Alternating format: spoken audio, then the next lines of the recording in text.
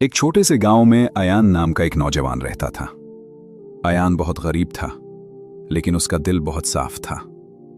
उसके दिल में एक सवाल हमेशा उठता रहता था, या अल्लाह, जन्नत आखिर है कहां और वहां जाने का रास्ता कौन सा है। जब भी मस्जिद में जन्नत का जिक्र होता, उसका दिल बेचैन हो जाता। वो रात को आसमान की तरफ देखता और कहता, या अल्लाह, मुझे जन्नत का रास्ता दिखा दे।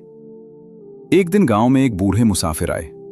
अयान उनके पास गया और पूछा, बाबा, मुझे बताइए, जन्नत का रास्ता कहां है।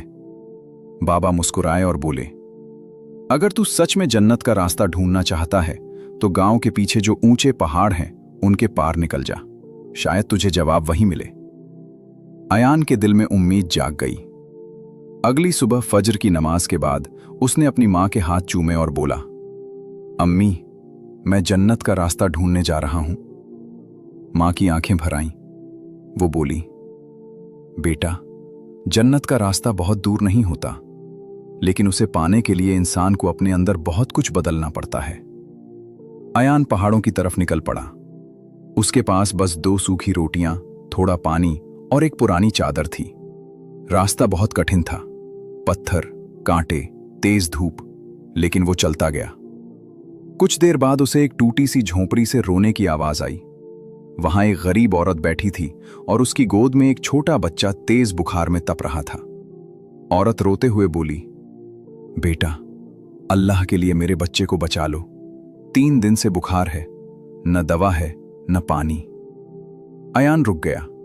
उसने पहाड़ों की तरफ देखा, फिर बच्चे की तरफ। एक पल को उसके दिल में आया, अगर मैं यहां रुक गया तो कहीं जन्नत का रास्ता छूट न जाए।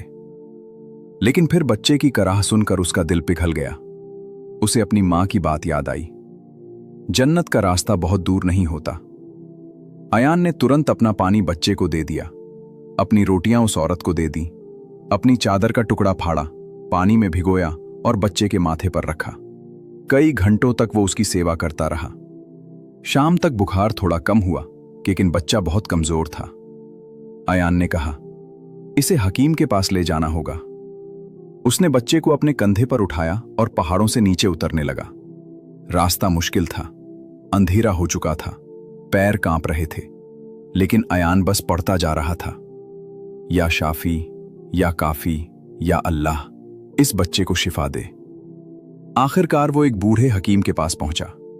हकीम ने बच्चे को दवा दी। कुछ देर बाद बच्चे की हालत संभलने लगी। मां की आंखों से आंसू बह निकले।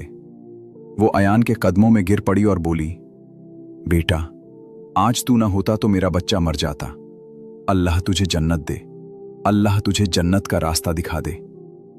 अगली सुबह उस औरत ने कहा, पहाड़ के उस पार एक बुजुर्ग बाबा रहते हैं, शायद वही तेरे सवाल का जवाब देंगे। अयान वहां पहुंचा। एक पुराने दरख्त के नीचे एक सफेद दाढ़ी वाले बाबा तस्बीह फेर रहे थे। अयान ने कहा, बाबा, मैं जन्नत का रास्ता ढूंढते ढूंढते यहां तक आया हूं। रास्ते में एक बीमार बच्चे की मदद की। अब बताइए, जन्नत का रास्ता कहां है। बाबा मुस्कुराए और बोले, जब तू उस औरत के पास पहुंचा था तो क्या तू जल्दी में नहीं था। अयान बोला, था। क्या तेरे पास बस थोड़ा पानी और 2 रोटियां नहीं थीं। जी। क्या तू चाहता तो उसे छोड़कर आगे जा सकता था। जी, जा सकता था। फिर तू रुका क्यों। अयान की आंखों से आंसू निकल पड़े। वो बोला, क्योंकि उस बच्चे की कराह सुनकर मेरा दिल मुझे आगे जाने ही नहीं दे रहा था। बाबा की आंखों में चमक आ गई। उन्होंने कहा, यही जन्नत का रास्ता है। अयान सन्न रह गया। बाबा बोले, जन्नत का रास्ता पहाड़ों के पीछे नहीं होता।